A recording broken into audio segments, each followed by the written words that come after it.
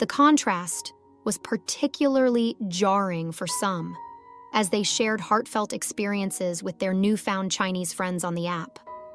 For their part, many Chinese users expressed deep concern over the struggles faced by their American counterparts, struggling to understand how such hardships could exist in one of the world's richest nations. I've noticed there are a lot of discussions on the difference between China and the US in Xiaohongshu. Chinese and Americans jumping into what feels like a big reality check conversation.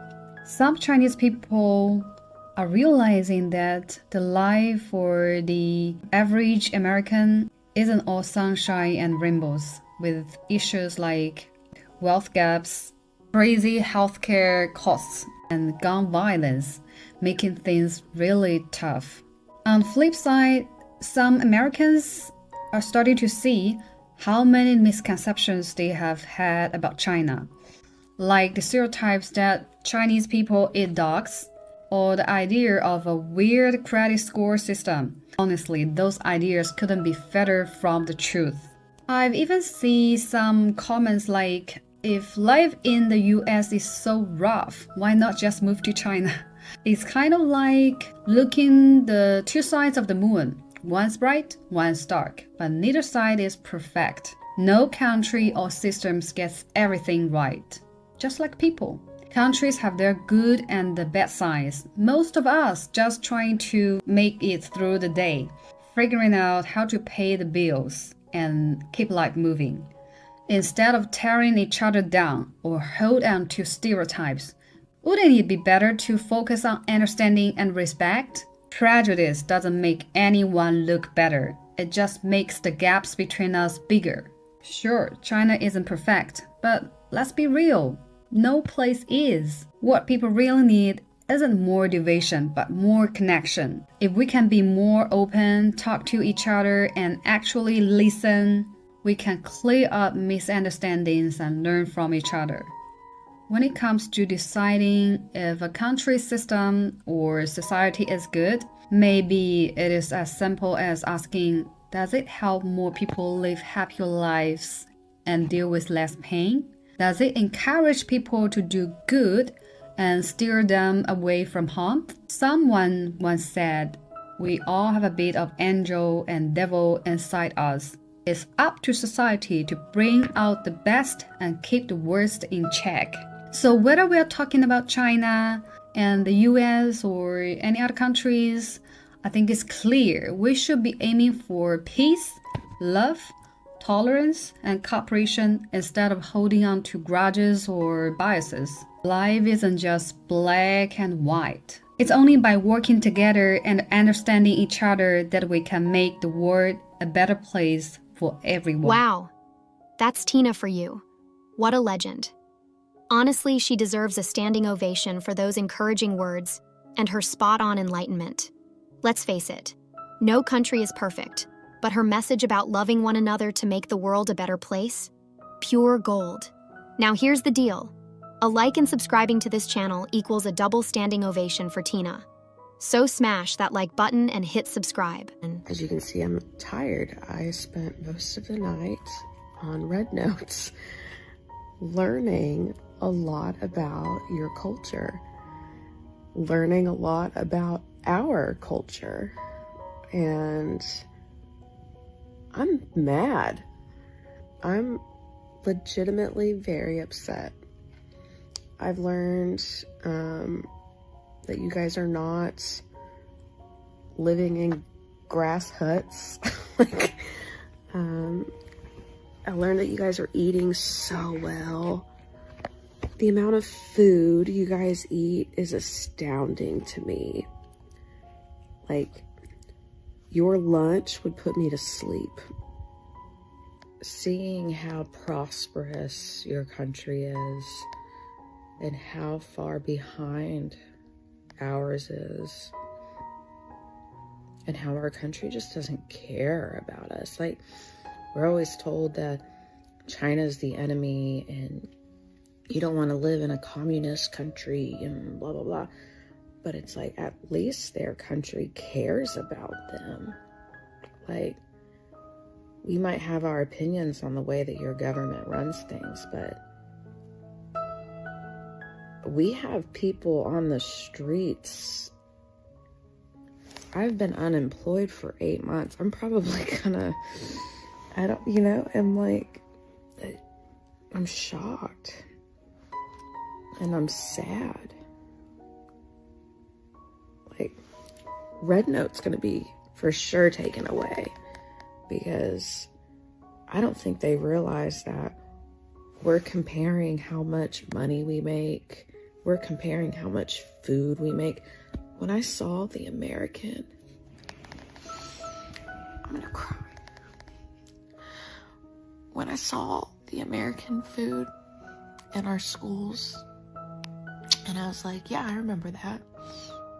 Looks just like that. And I see the comparison. The cost of an ambulance here. The cost of healthcare here.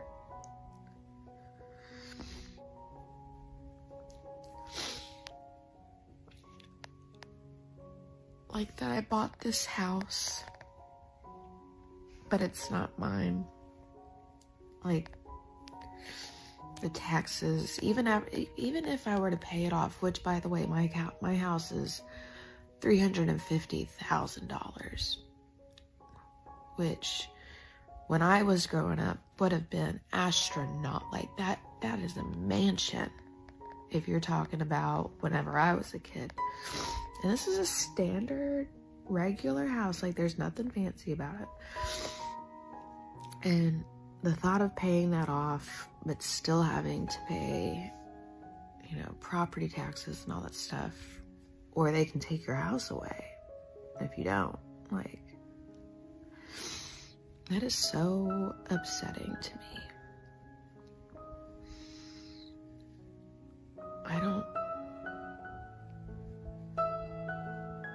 I didn't know what to expect coming to Red Note, but I didn't realize that the mirror put in our faces was going to be so dark. I don't know, that's all. That's all for today, folks. Don't forget to like, subscribe, and share your thoughts in the comments below. Let's keep this conversation going. See you in the next one. I don't know how to start, but I've been on your app for 2 days and seen the videos, and I can't believe starting to think that we're the bad guys and like we're the oppressed ones. Red Note's starting to make it look like communist China is like way better than capitalist America. This one is for my fellow Americans.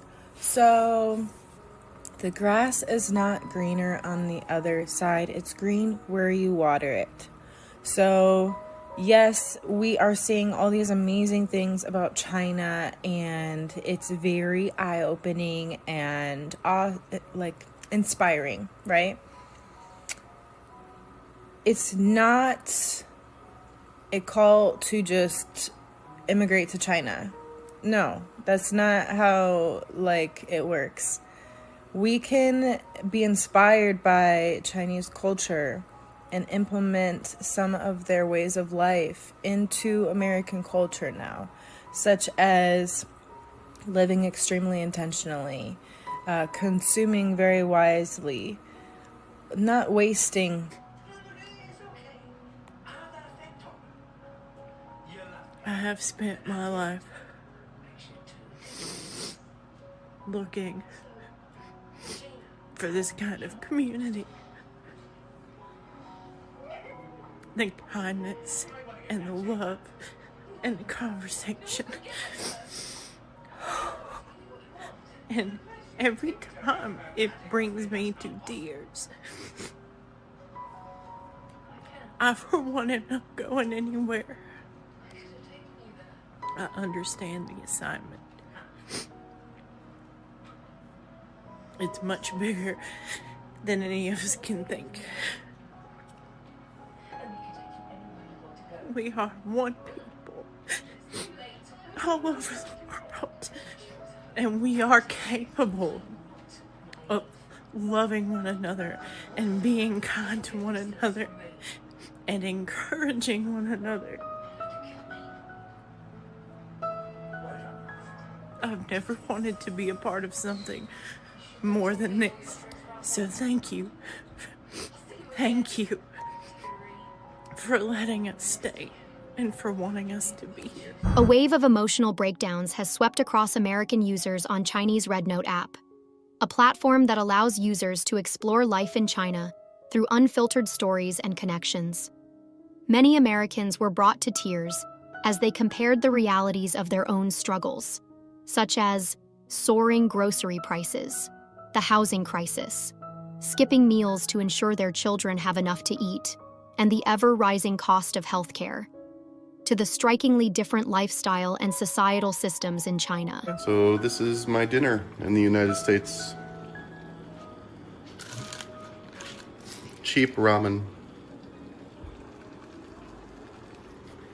I have to eat this because I'm broke from paying all my bills. With everything going on, I keep wondering, is God saying, leave the country, go somewhere new, try something different?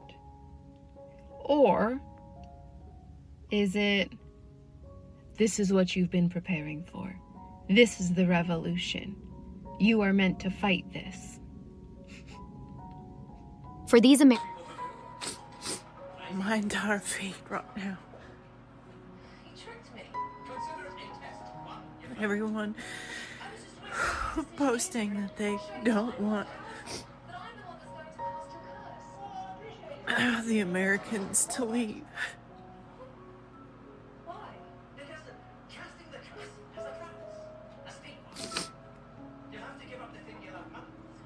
Never have I felt such love and community as I do on Xiaohongshu.